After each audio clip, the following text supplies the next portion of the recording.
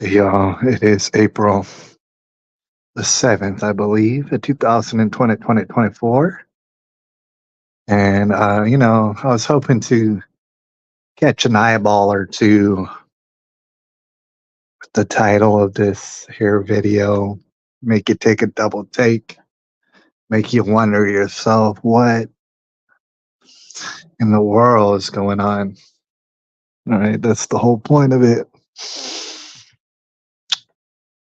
But I thought I would establish straight away that I'd probably be saying the word gay in this here broadcast, just like I said the word gay in the previous broadcast. And I just don't know. I mean, there's probably better words. In fact, there's definitely better words for articulating exactly what I mean when I say gay. But if and when I do say gay, I'll state right now, and probably I'll repeat it later, that I don't mean literally attracted to guys and sucking them off. It's not what I mean when I say gay. I mean, I understand gay could mean that. We're not exactly talking about that specifically tonight. I don't know how long we're going to be here tonight, but it came upon my heart to make all this public. The things rolling around in my mind. I'll give you an example how this started. Like earlier today, I went ahead and I went to one of my jobs. I got paid a little money, but I didn't want to be there. That's kind of how jobs go sometimes. The main reason why I don't want to be there is because, like, I need to stay busy. For some reason, when I go to work and I show up and I arrive at work, I just want to work.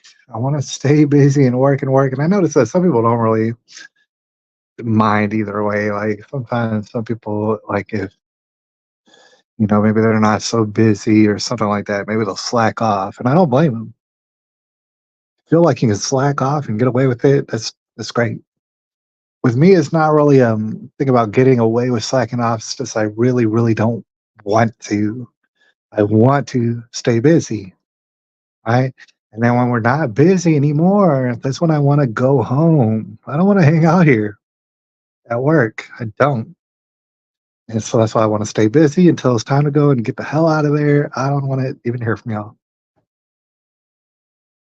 But anyways, I was at work earlier today, and it was one of my jobs in which it's real hard to stay busy sometimes. It'll get very slow. And while it was pretty slow, I actually had a conversation with a guy who I think he's cool. He's cool enough, man. He's cooler than some of the guys who I've been seeing around. And so, not being gay, but I like this guy, man. He's pretty cool. He's cool enough. I don't know him that well. All right, but got real slow, so we had a conversation. And boy, man, I just bring it out as people sometimes, especially. I just bring it out of them. Like they'll just start talking to me about whatever, like their deepest, darkest secrets, or maybe like the stuff that's really, truly important in their life. They'll be telling me about it. And I don't exactly know why, except for that maybe that I'm comforting. Like I'm a comforting person. I've been told that too. Like when you're talking to me, I'm interested, and I'll become interested. Like if you make it slightly interesting, your boy will just dive into what you're saying, and if it's slightly interesting, I don't even care what else is going on around us. I want to know just how interesting do you plan to get? I mean, like, I'll just let you go ahead and spill all the tea. And I'll just sit there patiently, like, "Mm." And, just to be descriptive with y'all, I'm not the type of person who I'm just really only thinking about what to say to you afterwards. I mean, I like to think about that because you like to have a dialogue, but more so, I want to hear what you got to say, everything, consider it. Some people are very deep, and this one guy I was talking with, my manager over at this job, we were sitting and shooting the breeze there for a while, and we were saying a lot of things. And I wound up bringing up that recently I've had this bit of an issue, I guess, I've noticed, especially very recently, in which can't help but notice, and I'm weary to say that I'm judging these people. Because I know how destructive judgment can be, and especially if you run away with it in your imagination and stuff, man. It's very destructive. But as an example, so you get what I'm saying, I go around and I don't go to too many places. I maybe go to that job, maybe go to this job. Maybe I'm walking around the neighborhood because it's such a nice neighborhood to walk around. So I'll see neighbors who happen to be out in front of their house from time to time. I don't know most of their names and just say hi and stuff, and it's pleasant. That's great. But more often than not, especially when it comes to neighbors, even at the jobs and everywhere I go, more often than not, people who I'm running into, the men, for example, if we're just gonna focus on that right now, not to be gay, but the men who I run into more often than not are whack, to put it nicely. They're very gay. They're so gay. And then that's what I think in my head. It just pops in my head. And I see and I notice something, and I'm not making it up. I see it specifically why I'm saying, oh man, that's gay. That's gay. The thing is, that's just what pops in my head. Um, I'd say throughout the majority of my life, the great majority of my life, I don't go around just calling people out like that. I might think it in my head, but then I keep it to myself. I think quietly to myself. I say, oh man, that's gay. This person over there is being real gay. And I might not like change up my behavior, but I'll just notice quietly to myself. I'll be like, oh, yeah, that person is gay, dude. They're doing gay things. And I was explaining to my manager, and we're kind of cool like that. He's a young fella. And I was explaining to him, I'm having an issue kind of recently. And then now it's like it's right there on the tip of my tongue. Just to call it out of bed. It's just like, okay, say something gay, all right? This is gay, dude. Like, get out of my face with all this. We're talking about multiple people. And you're talking about, oh, I see and I noticed this guy. I noticed him down the street. And oh, this guy at work. It's like, oh, I don't know, man. It's real gay. And I'm sure there's different variations of words that you could use to better articulate these guys. Feminine sometimes being the case, but not always. But sometimes, like, oh, you're being very feminine. You're acting like a woman. Shout out to all the women out there. And I know I keep saying it. I had to keep saying it. I love women. And I'm not trying to prove that I'm not gay. I'm just saying, for anybody out there who thinks I hate women, I keep getting accused of hating women. And people are sorely mistaken. They want to be mistaken. Only certain people have ever accused me of hating women. And those people go out of their way to not understand me when I clearly say I love women and everything about them. It's just that they're almost a totally different species and they're different from men. It's important to understand. I love them actually for what they are. I know what they are. I know how they operate. I like to say, because some guys will come up to me and they've said it to me before. Perhaps I've said it before, right? They'll say, oh, I don't understand. They'll be like, I don't understand women. And it's kind of like an old Asian uh, parable or whatever. It's like, dude, you'll know you understand women, right? I'm giving y'all the juicy nuggets. Men out there know. You'll know you understand women when you understand. There ain't nothing to understand here, dude. Most men are they think so logically that they don't understand what I'm saying. What I'm basically saying is if you're trying to make women make sense in your brain, in your logical brain, you're trying to fit a square peg into a round hole or something, dude. You're coming about it the whole wrong way. You got to understand and admit to yourself, it's not about them making sense. They're not going to make sense. You need to understand that it doesn't make sense. This is very deep stuff, but once you start to understand that it doesn't make sense, then you can start memorizing different various patterns of behavior that are expressed by most women, all women. They operate very similarly, right? And no, it doesn't make sense. But when you come to me, you say, oh, these women out here, they ain't making sense, and I can't make sense of it. I already know just off what you said that you're not on the road to understanding women. You're not there. You haven't even started the journey yet. You don't understand them. And that's all right, man, because to each in their own time. That's the thing. That's what I want to stress the most. Is that I've lived that life. I've been in those shoes. I've been in your shoes, buddy. They're gay. They're gay shoes. And no, I don't mean attracted to men. I'm saying you're doing things that are gay. And the reason why I'm so agitated about it as of lately is not because, and my manager reminded me of this, is like I already knew this. You might be out there and you know it as well. But I still find it helpful for people to remind me and actually repeat some things that are universally true. Like he reminded me that the reason that I'm getting so agitated by these people and their gay behavior is most certainly, and it's been well known forever. The reason I'm agitated is because I look at them and I see myself in them. And if I was over here trying to deny that, then I would never gain full understanding. I don't have full understanding, but I'm saying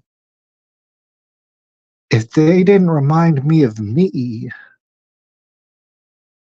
I wouldn't have no problem with them being gay as hell. I don't care if you're gay, run around be gay, be unsuccessful with women. I don't care. It's like none of my business. But the reason why it gets my goat so much is because I see me in them. And I've been down those roads and done those things. All right. It was retarded and it was gay.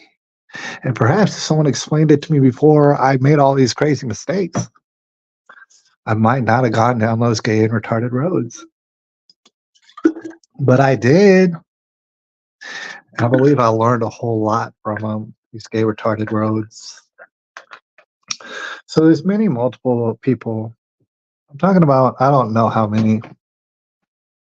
Let's say a dozen. Let's say 2 dozen. I don't know. How many fellas do I come across at work, around here, at my other work, this and that, when you're out and about?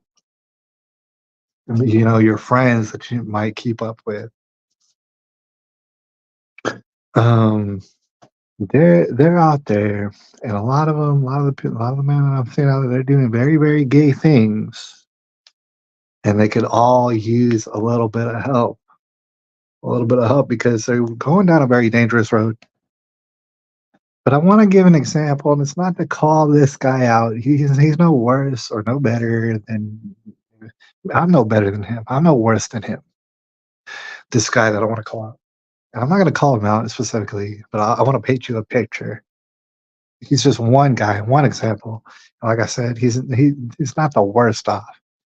It's just he's a decent example. Okay. I have a neighbor, and I met this guy a long while back, like after my surgeries. So perhaps 9, 10 months ago, I don't know. It's when I really met this neighbor and talked to him for the first time. Just to be real brief about it, he wasn't very socially adept, and honestly, neither am I. I can't like brag and say that I am. I'm not really. But typically, what's happened for as long as I've been an adult. Typically, man, like after a while, I'll go out of my way. It's like, okay, you're a neighbor over there. I seen you over there. I'll go out of my way. If you looked at my direction, shoot, I'll go over to you to your driveway, and I'll say, "Hey, what's up, man? What's going on?" Blah, blah, blah, and like introduce myself. And then if a conversation naturally goes on, that's great. If it doesn't, then it's like, all right, I'll head to the crib, and I have no problem saying, "Hey, man, I gotta go to the crib right now." So get out of your way. So we had like maybe 2 or 3 conversations like that, and whatever length is just really small talk. So that's fine, man. It's perfectly fine by me to have a neighbor, and we just only have small talk. That's perfect, actually. You know,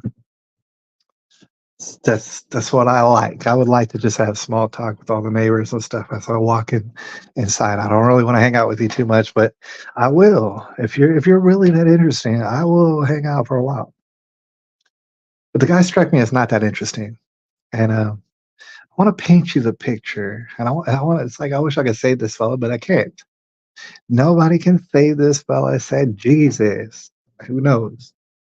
All right. I can say the same about myself. I'm no better than this guy. It's just that I see this guy and I've already been down that road in a sense. So to paint the picture, this guy, we've had those little conversations, and then on the second or third one, we just standing there, and I had to go over to his driveway. Like, you know what I'm saying? Like, he's not gonna come over to my driveway, even though I'm in the front of the house a lot. I come over here to his driveway and say hi and shoot the breeze just for like a minute or so. And then his wife, and I see his wife, and she's like kind of like approaching. I wish she wouldn't. I wish she would just stay in the background. Right?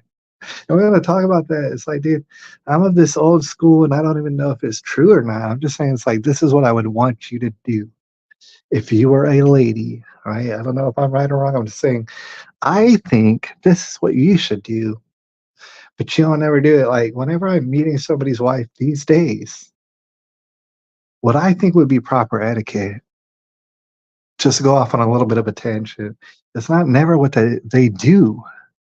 They never act that way. They say, "Oh, well, that's not your wife," and so this and that. I'm gonna let it be what it is. That's how she wants to act. It's like I'm not gonna say anything about it, but I'd rather she acted a different way. Like, okay, if I were to like say in a hypothetical, I would rather, okay, I had 2, 3 conversations with you. Your wife's over there. Maybe she inches her way to over here because it's where her husband's at. And then what the husband would do, if this is my hypothetical ideal way to meet your wife, the husband would then introduce his wife to me properly. We would not hug or anything like that. And I don't know you, right? And I've gotten all sort of different people hugging me and stuff. It's like I don't know who you are, and like, dude, you're somebody's wife. To me, there's a proper etiquette. Like you come up, you might say a little banter. If you might be funny, or if you're a funny girl, say something nice and funny and light and polite, and introduce yourself. And then, and then this is gonna sound crazy, but then, like in my hypothetical ideal, I would want the man to say to his wife, "Oh, I love this girl, and wow, she's the best.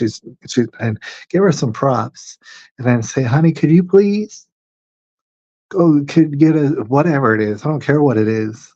It doesn't matter to me what it is, but can you please go in and get us 2 cold drinks and bring them outside, please? We're gonna have a little conversation here just with the fellas.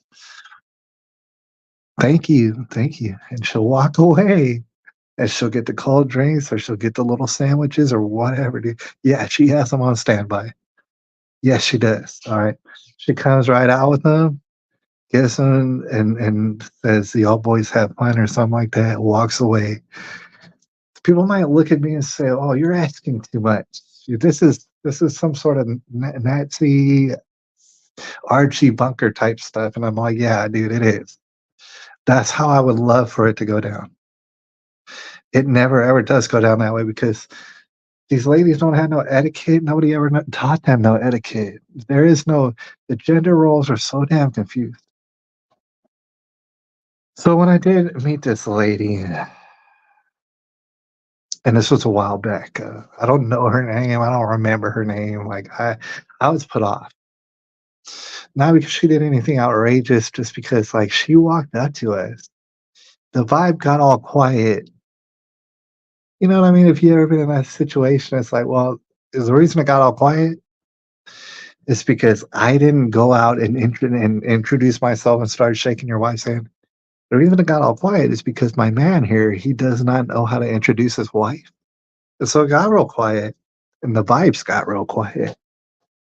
And I was quite awkward. But I had not met like hardly anybody of my age that can properly introduce to me their wife. All the various wives who I've met, none of them are introduced properly. All right.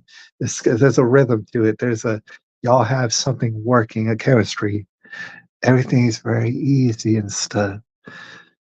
Okay, it never works out like that. So this lady, she walked out, the vibe got all weird. She's got like a wine cooler or something, and some alcoholic drink. No, that's against etiquette. Like all this is against etiquette. And you might be saying, "Oh, where did you come up with this etiquette?" I don't know. You should not be doing all this stuff. Walking up to me, pretty unpresentable. I'm not trying to harp on this guy. This guy, he does not have the worst situation I've seen recently. All right. So I'm not trying to harp on him like that. It's like, your wife ain't even presentable. Like, when I do see her, like I saw her the other day, now it gets worse and worse every time I see these people. She's unpresentable. Maybe she should be presentable. We had conversations in which, in our little conversations that we had, he had explained to me that he really doesn't have a job. That he used to have a job and would get paid a pretty decent amount of money, but somehow along the line, he does not have a job now. Like he gave up his job, and what he explained to me is that his wife. Some people are already cringing. All right, he said his wife. She's got such a good paying job that she was able to just be able to be the one with the job. My man doesn't have a job. And so because he doesn't have a job, I will see him various times because I'm always out and about. And I'll see him just pedaling around, muddling around, like messing with the yard and doing all sort of stuff that like just trying to kill time, it seems. I'm not in his business. I'm not his manager or his dad or something. I'm not gonna tell him like this is all disastrous what you got cooking up here, all right? Your wife, she's like, yeah, she's fat, but this is San Antonio, and plenty of most ladies are obese, it seems. And it's like, but that's not good. You realize that your wife is paying all the bills with her job. See, for the guys who've been down this road, like I have, not all the bills because like I've had money, like I've had jobs, so it's just I wasn't that extreme, but it was like in my example, my wife at certain times was making more money than me. She's making more money than me, and unbeknownst to me, that was a very big problem, right? And kind of find out, it's always going to be a problem. If your lady makes exactly the same amount of money as you, that's going to be a problem, right? And people are going to have to learn the hard way. So his wife's paying all the bills. She's over there getting fat. Don't blame her because she's paying the bills, dude. Like she should be able to do whatever she wants. And she is. She doesn't have etiquette. She's like looking any kind of way. You're over here as the husband, and it's like, dude, you don't work out. And I'm saying that like decisively. I know you don't work out. You don't work out, and I look at you and I say you don't work out. So imagine that. It's like, okay, imagine all this come together. So It's not to harp on this guy, but it's to paint a picture. He's got a kid, and I see him around. He's like, I don't know, maybe a junior in high school or like a senior. I don't know, something like that. He's an older guy. Only one kid in the house right now. I don't know if they had kids before that, but there's only one kid in the house. I'm painting a picture. Your wife pays all the bills. This is only one kid in the house, and he's about to go off to college or whatever else. He's about to get the hell up out of your house pretty soon. Your wife's over here paying all the bills, and she's letting herself look however. It doesn't really matter. She's carrying on drinking wine coolers and not having any sort of etiquette. So a lot of people would think, "Oh, this is benign. Maybe this is just how they feel comfortable." Okay, what I can say into the future, into the very near future, is I would place all sort of money. This lady, she don't have no respect for you. Okay, that's long gone. She feigns respect for you. Why? Because she's in a situation where I can see that she wants this kid out of the house. Once the kid gets out of the house, things are going to change up a little bit more, and things are going to get tightened up a little bit more. And you're already being disrespected. I guarantee it. I've lived that life. You're already being disrespected, and you don't really even know it, but you're being disrespected, and then you're going to get even more disrespected. When this kid leaves out the house, you're going to start to see all sort of disrespect. And then I'm just imagining. I bet you she's gonna talk you into getting a job, right? Why don't you stop being a lazy fucking bum? And why don't you go out and get a job? I'm over here paying all the bills for like this few years, and I'm doing it. Why don't you go get a job? See, I'm predicting the future right now, and let's see if I'm right or wrong. I don't know if we'll even find out. But what this lady's doing, she understands her position. So the ladies are very cunning and they're very keen. And I love ladies, but she's like, what she's thinking is she's gonna grind out this next year, 2 years, maybe 1 year. Not a lot of time. She doesn't respect you. She's not really attracted to you, but she'll drink enough wine coolers in order to have fun with you a little bit, even though she's not really attracted to you. So she does have to drink a little bit in order for that to happen. The kid, when he leaves the house, now you're gonna get all sort of blatant disrespect. And she's gonna tell you to go get a job because you're a lazy bum. Once you do get a job, hopefully you do get a job that pays pretty decently. She's gonna be hoping on it so that you don't somehow finagle alimony out of her. Because here's the thing, she can't wait to divorce you. You're gonna get divorced, and it's probably better for her if you do have a job. That way you don't come talking all that alimony talk. It's gonna get rid of you, and her lifestyle is gonna be like upgraded in her mind. She can't wait to get rid of you. I couldn't imagine anything that she's thinking different than that, right? But the reason I say that is because I've seen this road, been down at the end of this road. You're over here just not knowing, and you could just not know at any age, it seems. Like, this guy's a little bit older than myself. He's got a child who's graduating high school and stuff, so he's maybe a little bit older than me. He has no idea what's coming down the pike, and I have every idea what's coming down the pike. Right? So all this, even though I know it for sure, and I know it for sure. It's not hard to tell, but it's hard to tell for the man who's in that situation. And that's what's horrifying is for this many men out there that's knowledgeable, it'll take one good hard look at you and tell you your whole story. And but you won't know it just like how I didn't know it, and you won't see it coming. And then you're gonna get blindsided, and then then either you're gonna sink or swim. Basically, a lot of guys sink. Like, I would love to get you ready and prepare for that, but you would never believe me if I were to come tell you this. How obvious it is, and how you need to start protecting yourself now and getting your own life in order. This lady right here is going to leave you, and I don't know why you're trying to keep her around, anyways. Oh my God. Because it's easier, I suppose. People get caught up in these hellish relationships. And I didn't even realize when I was in, but I've been in a couple. It's like, oh, it's hellish. Nobody should want to be here in this relationship, y'all got. But she's gonna play it cool. Women are cunning. Just gonna play it cool. And if I had the idea to watch it all play out, I'd watch it all play out. I just don't care that much. So if I'm being real honest, I don't want to get involved in this. I want to get as far away from it as possible. And so at this point, it's like, dude, I cringe when I see them outside. I'm thinking in my mind, this guy's gay, dude. He's doing all sort of gay things.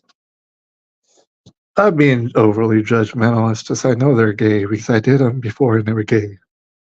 It's not going to end well, right? And so that's what I think to myself. And so it's kind of hard. I try to avoid them as much as possible. I would like to be the neighbor that sits like, "Hey, buddy, what's up?" I just walk. I go the other direction, and that's how it's been recently. It's like, dude, I don't want to talk about nothing. I don't want to talk about nothing. Like, and like for example, the other day, and then I'll finish up about this guy. I don't mean to talk about him for that long, but the other day he was out in front of his house, and so if I want to leave out the front of my house, I'll have to see this guy. And I could pretend like I don't see him. And Lord knows a lot of people act like that around here. They pretend like they don't see you and just whatever. They're very hermit crab-ish, very skittish people around here. I could act like that, or I could like just be like, "I gotta see this guy, dude." Like I don't. And the thing is, before all this happened, nothing really happened. I'm saying after these 2, 3 conversations that we had, and I briefly met his wife, and I was not impressed. I didn't tell him that. But I'm just like, I need to go home, dude.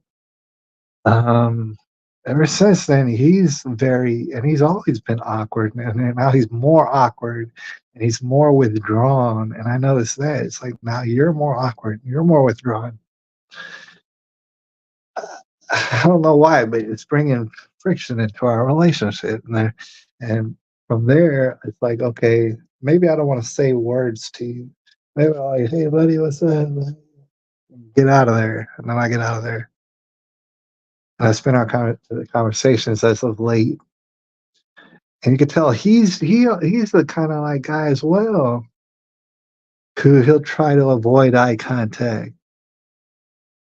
It all comes back to me. That's the thing about it, and I don't want to confuse the matter. It's like, okay, I'm agitated by his avoidance of eye contact because I know that when I avoid eye contact, it's because I'm weak and I'm being weak, and I've done it before. There's been times before when I try to avoid eye contact and I'm being weak. I usually don't. I usually stare everybody straight in the eyes. If you come into my vicinity, I stare you straight in the eyes. But there have been times when I avoid eye contact, and that's because I'm feeling either weak or I'm feeling way too invested in myself to even pay you attention. I don't know what it is. I'm not in this guy's mind. I don't want to like make it seem like, oh, I know what this guy is thinking. I don't.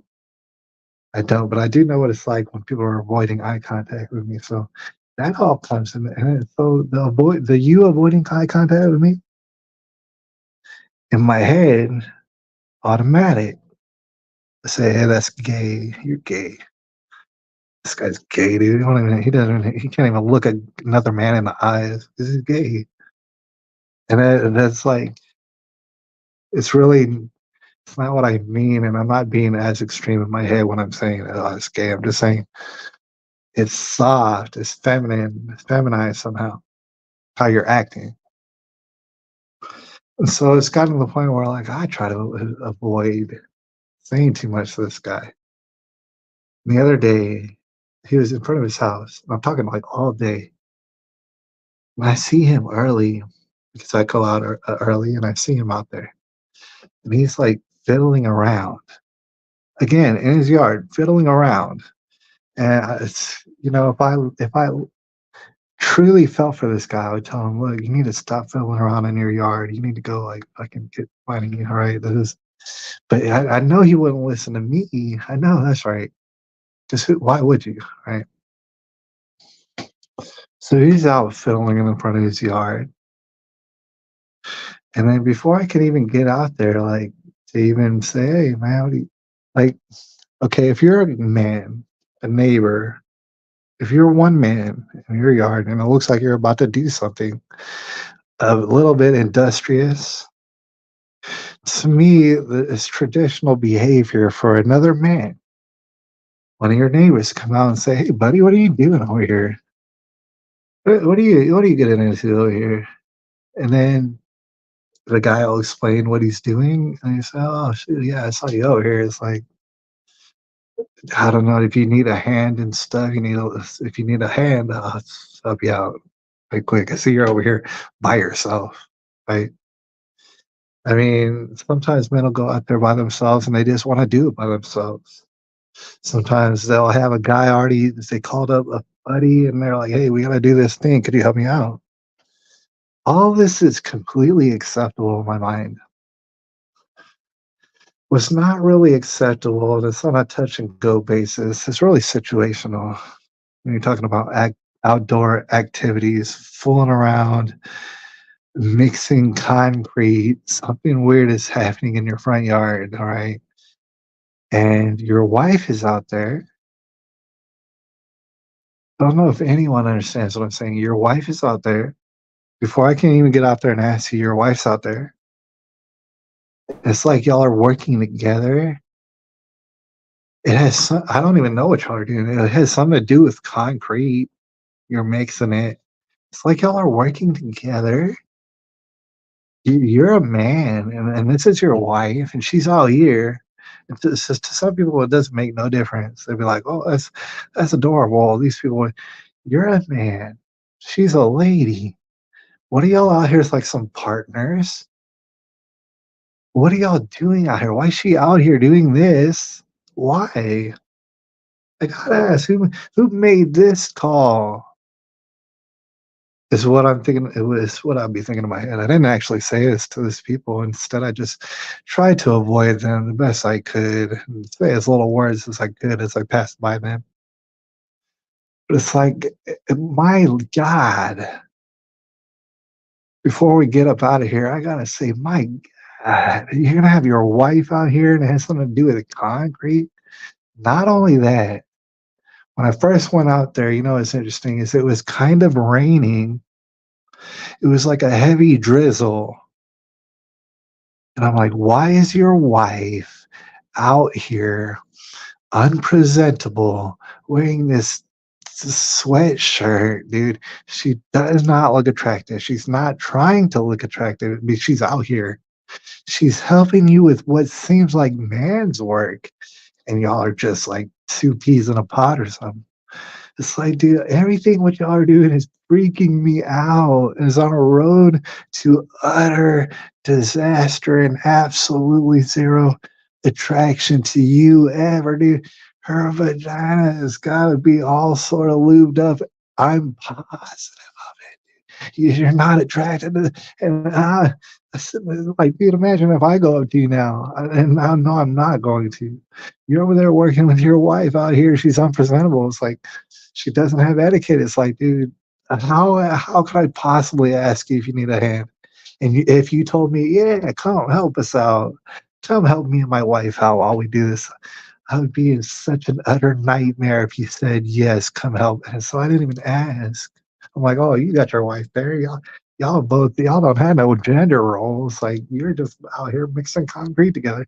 What is all this? And basically, I had to do my best to avoid these people all day. And guess what? I can't leave my house except out the front. And they're out there in the front the whole freaking day. You got your wife out here all day mixing concrete and this and that. She probably told you, she's like, I don't know. I don't know what she did. But I can imagine her saying, "Here, I'll go out there and help you do it because I need to make sure you do it right. You ain't gonna know how to do it unless I tell you how to do it. And I gotta be watching like a hawk all day long." It's like, dude, this is beyond embarrassing. This is crippling. It's just an example. I see the examples all over the place. As we get up out of here, of course, it's the end of days. We're in World War III. It's a big joke. No, we're in it. And we're fixing to see what it's like. But, that being said, the moral of the story is I see all these things. And the reason that I feel any sort of way It's because my mind's playing tricks on me. But the reason I don't feel any sort of way is because these men remind me of myself. And truly, just like Jesse Lee Peterson and everybody else who said, what was I getting at? Like your mind or like the battles, say, okay, like you start to notice externally people doing things you feel like they shouldn't do it, you don't like it, you feel some sort of way. These external people, you look at that person, this person, those people over there, say those people shouldn't do that, this person shouldn't do that, that person shouldn't do that. I'm ticked. I'm ticked. It's just like the human behavior.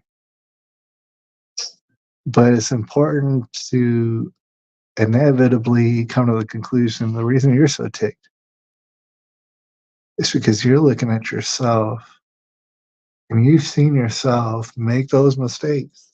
And you know exactly what it is to be blind and be making terrible, terrible decisions, gay decisions, very, very feminine decisions.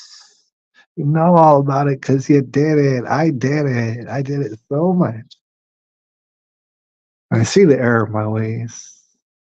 And so I see these people, and they're going to make the same exact mistakes, whether or not they learn the same lessons as myself.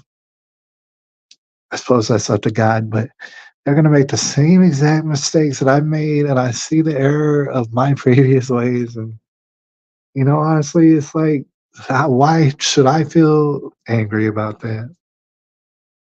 It's part of the show. It's all very intriguing, and I'm very entertained by all these shenanigans. So why should I be angry? I'm not really angry. And it is just mind tricks, your mind playing tricks on you. It's of the devil, right?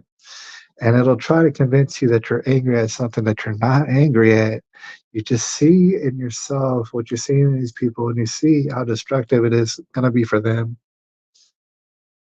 And, on a macrocosm level, it'll cause you to wonder to yourself, because, for example, it's World War III. A lot of people know that. So a lot of these people who know that we're already in it, there's no turning back, there's going to be a lot of death and destruction. They're like, oh man, we need to save America because of what America stands for and the ideas behind America and the philosophy. And I totally 100,000% agree with their sentiment, what they're getting at.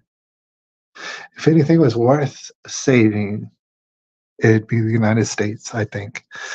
But is it worth saving? I don't know. I'm not God, and I believe that would be God's decision. Is it worth saving? What is He saving? It's like, okay, we save America. And let's say I participated in helping and saving America, and I turned it up to 11. I honestly would only be saving certain types of Americans, and all the other Americans be damned because they don't give a shit about America to begin with. They don't. They're not willing to put skin in the game, anyways.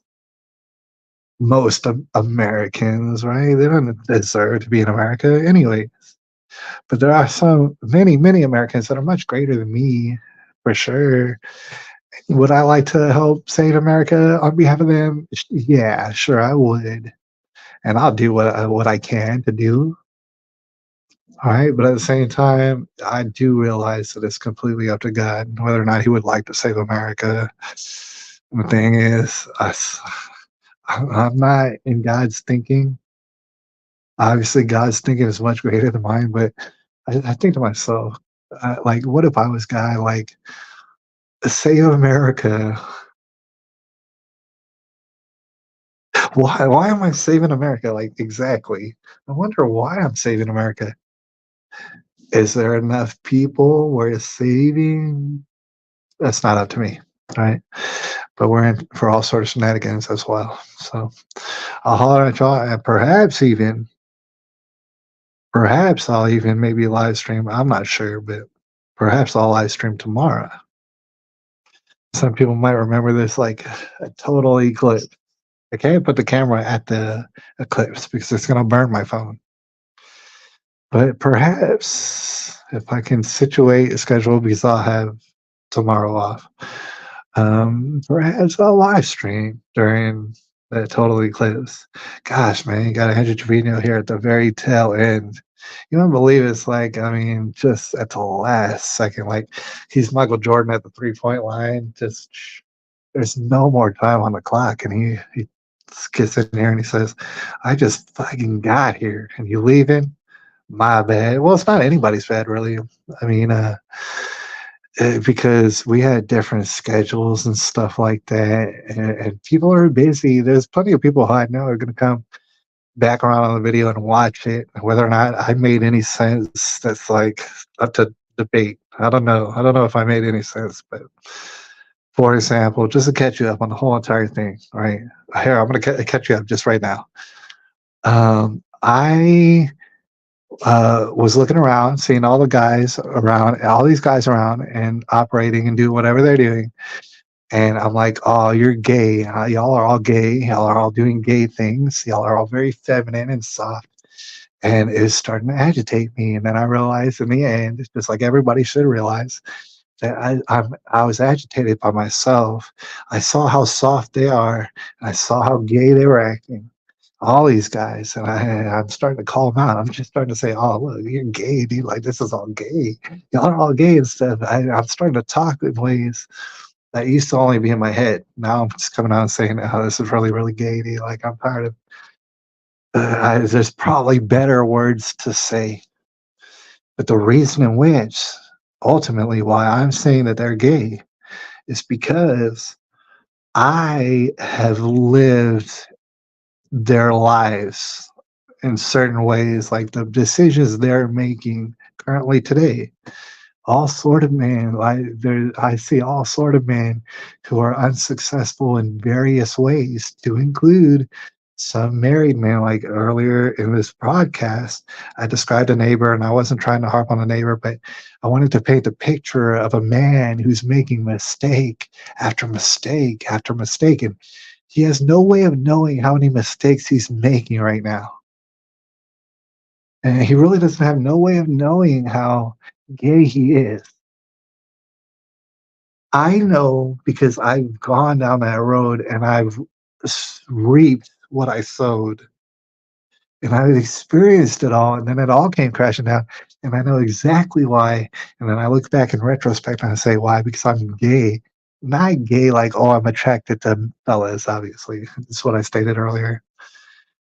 But if there's a better word, it's just like I was making gay ass decisions back then, and I didn't know any better. I literally was blind to all these gay decisions that was being made. Now I see these guys, and they're slipping and tripping so hard that it makes me think in my mind, "Oh, you're gay, dude!" Like, and so I'm thinking, it pops up in my mind, "You're gay. I want to avoid you. I don't even want to talk to you. If I could just not even say hi to you. This is how I'm feeling as of lately." And then I was talking with, a good fella, over at work, and you probably know him, young fella.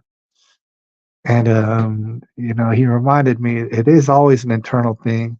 Everything that we think is external, all the external problems we ever had, and this is a hard pill to swallow. Whenever we have external problems, this person's giving me a problem, that thing's giving me a problem, over here, these people are giving me a problem. We're not admitting to ourselves it's an internal problem. The problem's internal. And in fact, I'm angry with these fellas because I'm gay on the inside. Not with men. I'm just saying I've done all this gay ass stuff that these gay guys are doing. And it's terrifying how gay it is.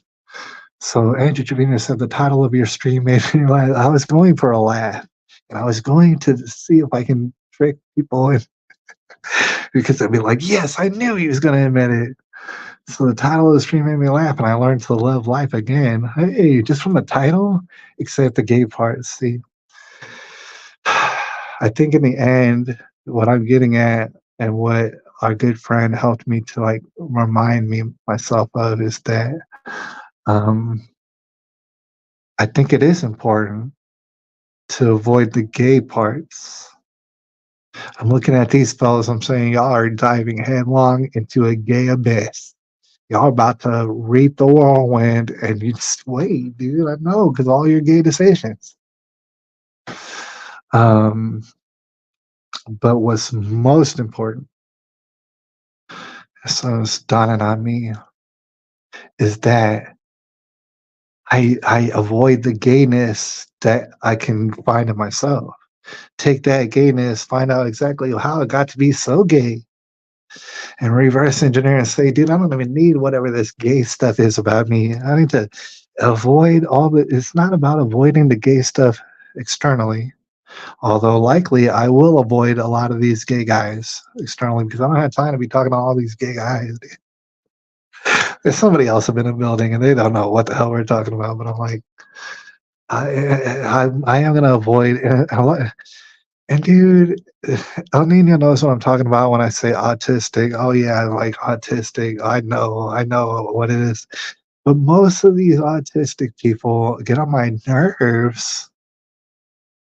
And that's the same thing, dude. I look at them and I see me and them. And these autistic people, it's like, dude, some of you guys, hey, God bless all y'all. And I wish y'all all the best. All the autistic people, all the super gay guys who I see all over the place making gay decisions. I wish y'all the best, dude. I wish y'all everything good in the world. I want to avoid your gay behavior, and I want to avoid especially my gay behavior. It's like you gotta admit that you gotta admit it. And so I would like to know what's happening over in El Nino's world and the cosmic catastrophe that might await us tomorrow. But yeah, it's like getting off the spectrum. Like, dude, the spectrum is so wide that I don't know. I for years now, I don't know where the spectrum ends at all. To tell you the truth, a lot of these normal people are just like not even normal. So it's ridiculous. Uh, but I'll give you an example. It's one thing. It's like God bless these people, and I wish them the best, and I wish them no harm. Okay, and I want to have those vibes when I'm around these people. But I'll go to certain places, and they're on the spectrum. And I'll come in and I'll walk in. See this thing, man. Normal people, people with Down syndrome. I don't even care who it is. Everybody else will look, and if a person comes in the room, they'll look, see who it is, and either they know them or don't know them. And maybe they'll turn away because they don't know them, or maybe they do know them, and they'll be like, "Oh, hey, what's up?" Or they might say a whole bunch of words or whatever. It's unnecessary. If like you see someone you know or whatever, you'd be like, "Hey, what's up?" You don't have to do nothing else. You could just nod. You could be like, you don't even have to say one word. Okay. There's people, and I know a multitude of them. There's people that are incapable of this. They're incapable of the slightest social norm. Like, this is the easiest thing to do in society. And the best way I could describe it is stone cold retarded. That's the best way I can describe it. So, like, um, on a social level, to me, it's very important that if I walk into a room, say if you're not all the way across the room, if I walk up and you're kind of close by, I'm looking directly at you. And either I'll say something or I'll wait for you to look up at me and then I'll say something. So, but these people are on the spectrum to sort of the point where I walk into the room and I'll walk right by you, dude, like in a 5 foot bubble of you. I will be all in your business. And they're so autistic and lost in their own world, and maybe playing video games at work, literally, that they could not be bothered. They might say, "Oh, they got anxiety." I don't give a damn what you have. I don't have this like sympathy. You can't be bothered to acknowledge me. That's saying a lot about you. and it's gonna make me treat you a certain kind of way. Like, for example, I'll say hi to everybody in the room, and I'll not ever speak a word to you. And then because you're so autistic, and this is a multitude of people, it's not just one person.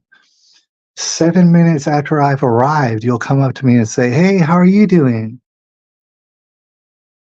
And then you know what I'll say is, "Fine, whatever," and walk away from you. You're a retard. And it's like, God bless you. I don't wish you any harm. You're so retarded that I don't have time to talk to you. There's no benefit in me talking to you. You're retarded. Oh, I'm on a spectrum. I don't know how to socially. I don't give a damn what it is. I don't have time for you. You're not like everybody else, to include people with Down syndrome who have some awareness. I don't have to, there's no way that I would have time for this. And that's why at the end of the day, it's just, I gotta say to myself, these people, God bless these people. I don't know what they're going through. I'll never know what they're going through. I don't have time for these people, as well as I don't have time for all these gay guys doing these gay things. Because it's like, okay, if we're in World War III, how much are you gonna benefit me while you're making all these gay mistakes right now? Right, and it's not every married man. I could attest. Yeah, I mean, I was definitely. I try to be around marriages, somewhat around marriages that look like they have some success. Because if they don't, it's like in most of these marriages I'm seeing, it's like, ugh, I don't want to hang out with y'all. I don't want to be around y'all. I never do. All right, but it's because I see the horrible destruction that you're laying for yourself. I've been down that road and stuff. You're gay. I'm gay. We're all getting gay, and some people are gonna have to learn the hard way. But we're not going into World War III. We're in World War III, and you just wait. I hope nothing happens, but it's like, how long can you just keep hoping that nothing happens? Meanwhile, all these people we're affiliated with are doing all sort of terroristic activity all over the planet, and they can't wait. See, before we get up out of here, they can't wait to put famine on us. You know who they is. They can't wait to put famine on us. They got a disease they're cooking up they want to put on us. They want to take away all the money and have digital money. There's so many things that they're doing right now. They want to take away, they want to make every car electric. It's totally impossible. They want to, like, it's like, dude, they want to do everything that will kill people, and they're doing it. They're shutting down, they're killing thousands and thousands of chickens. If you hadn't heard about this, they've been burning down like meat factories. They've been like killing thousands of chickens, saying, "Oh, I think maybe these people got bird flu." Yeah, they got bird flu. Uh, so we're gonna kill all these chickens. The food price is gonna go up, even though they've already been going up. They're gonna continue to go up. It's called famine. They want to put famine on us, and they're doing it. Spraying God knows what in the sky all day. The list goes on and on and on and on and on. Yeah, my theory is they're going to start dropping tactical nuclear bombs, at least one on America. Who knows where? Maybe San Antonio. I don't know where. But they're going to do that, and then they're going to blame it on Russia. Oh, wouldn't that go like play into their plan so well? But they have all these plan Bs and Cs and Ds and E's. They got it locked up with how much they want to put destruction on us. And not to get people worked up, get too excited, because if you get too excited and you're not in physical battle, and now you're just spinning your wheels and you're getting worked up for nothing. That's not what I'm endorsing. But I am saying that no matter how much I wish everybody the best, since we're in World War III, no, I don't have time for the gay guys. Right? If you're gay, I don't have time for the gay guys and the gay things and you and your wife over there, and stay over there, dude. I don't have time for the gay guys, the young gay guys, completely unsuccessful with women and have no idea, not one clue about women. I don't have time for you either. None of y'all benefit me. There's men out there who have some understanding of women. I'm cool with that. I'm gonna have to work with them. Don't have time for all this. But God bless all y'all. I don't know what Andrew Trevino said. It's autistic small talk. It's only the small talk I know now. Perhaps it is, and I've met many of people, and that's how it goes down. Maybe they don't mean nothing by it. I don't, it's like I don't want to sound overly mean. Who has time for this? You're worthless. I don't want to say these words to you, but you are, and I'm not talking to El Nino, obviously, but I'm talking to these autistics. You're worthless. Go home. Like, dude, yes, I don't, hopefully your mom cares about you. Nobody cares about you, and you can't get anything done. Like I can't imagine you having another job, but if you ever got another job, you're gonna be just as useless at that job as well. Oh, but you're on the spectrum. It's like, dude, they've always been abusing autistics. And El Nino knows that I said that a long, long time ago. His autism speaks and everyone else is of the devil. And I said it long ago, and it's still true. What they like to do is take autistics and put them into some video game, Matrix, or this and that, get you into whatever anime, thick, perverted anime stuff. Who knows what you get into?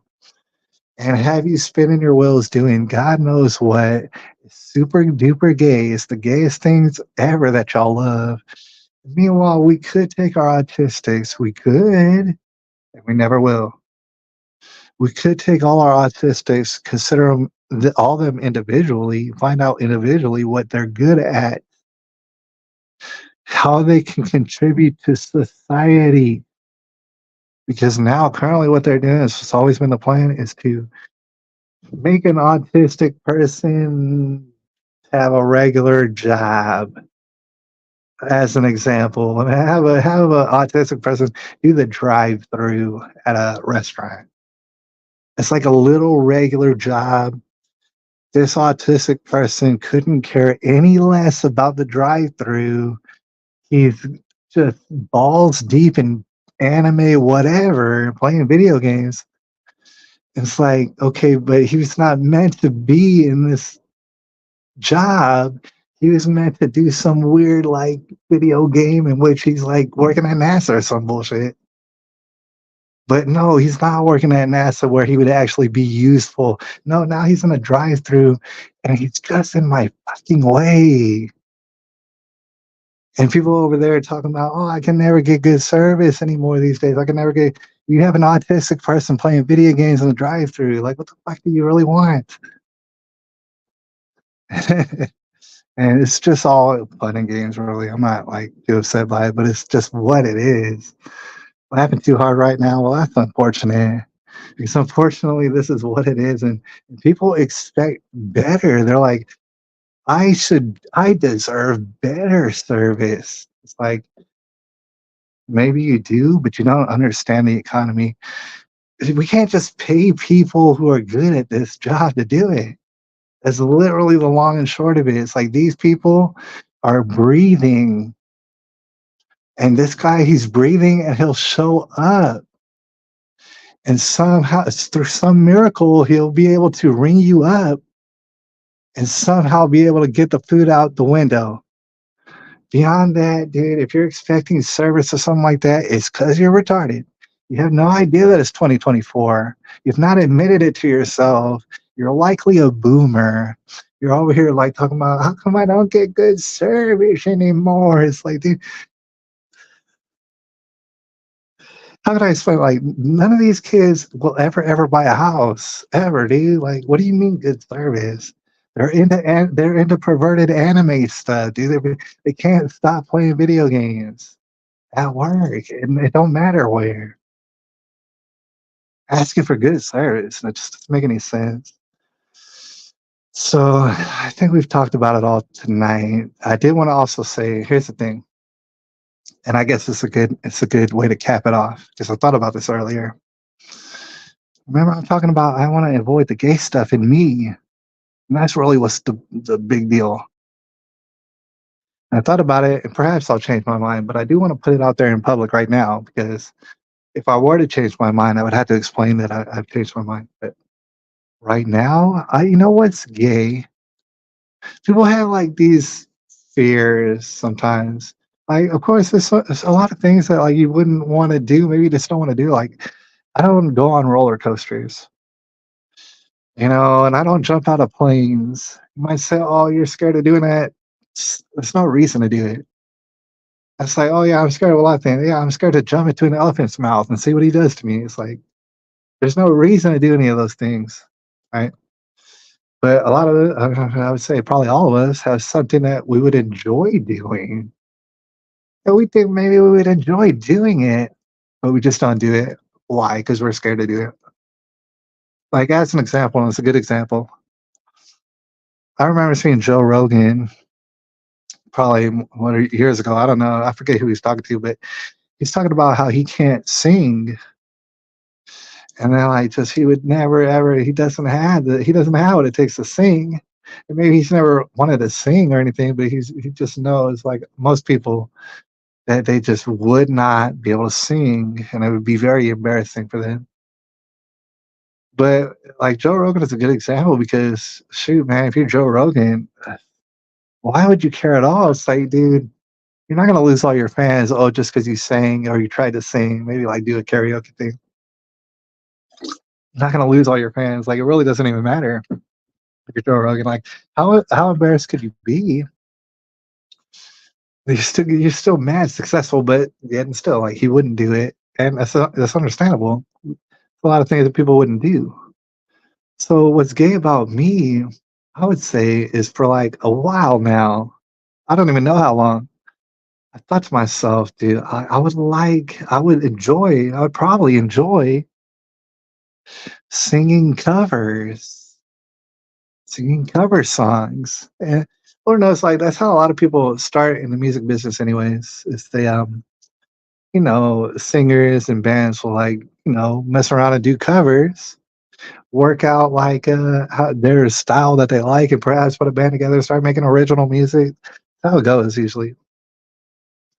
Not on a band level and stuff, but I just thought to myself, I would enjoy doing covers, and of course, there's going to be some technical things that I got to work out. But it's like I would enjoy doing covers. Number one, obviously, the thing is, mainstream market's coming out with bangers after bangers after bangers, and it's just getting better and better and better. It's like number one, obviously, I would love to cover a mainstream market jam, right? Obviously, off the bat, but at the same time, I would also enjoy, and I know it. I would enjoy doing drill rap covers. I really like drill rap, and I think people would really, really enjoy hearing a guy like me recite all the drill rap words because a lot of these drill rap songs I've heard so much that I can say a lot of the words and I got to memorize this stuff. It's like, dude, okay, well, it's really gay that I think that I would enjoy doing drill rap covers and Maytre Mark covers and Prince covers. I want to do some covers of Prince. And I haven't done these things, even though like for a while now, it's like I thought about doing these things. I think I would really enjoy it. And it's like, well, but I haven't done it. What do you call that besides gay? It's like, oh, you like to do it, but you just won't do it. Why? Because you're scared. Because you're scared. That's gay. It's like when you really think about it, yeah, I could talk for an hour or so, and I've done that just right now, and people know that I can do that. That's a skill I've garnered, and a lot of people can't do that. That's a skill a lot of people be scared of even trying to attempt to talk for an hour without stopping. A lot of people would be pretty scared by that, and I did that. I didn't even think about that. It's like, dude, I gotta start memorizing drill rap songs so that I could spit covers. I think a lot of people would enjoy that. And then after I learn all these different covers to drill rap music, perhaps I'll be able to just write my own. Drill rap music is very easy to write, so it's like, dude, yeah, I'll be able to write my own drill rap. And then Maitre Mark, and he's got amazing songs. It's like, man, like, I mean, I know I can't sing it like Maitre Mark, but somebody ought to start doing it, and inevitably somebody's gonna do it. So why not I be the first one to cover it? Why not I be gay and stuff? We gotta all stop being gay. Or I don't know, we could all chop off our wieners and get all transgender on them. All right, I'll holler at y'all a little bit later. I've ran out of things to say. All right, chop off your wieners, and I'll holler at y'all a little bit later. I'll probably holler at y'all tomorrow, but I don't know. I'll let y'all know. I'll holler at y'all tomorrow. I don't know if Andrew Trevino is working. You, he might be working. I'll be straight chilling, and I might be live streaming. So I'll let y'all know. I'll holler.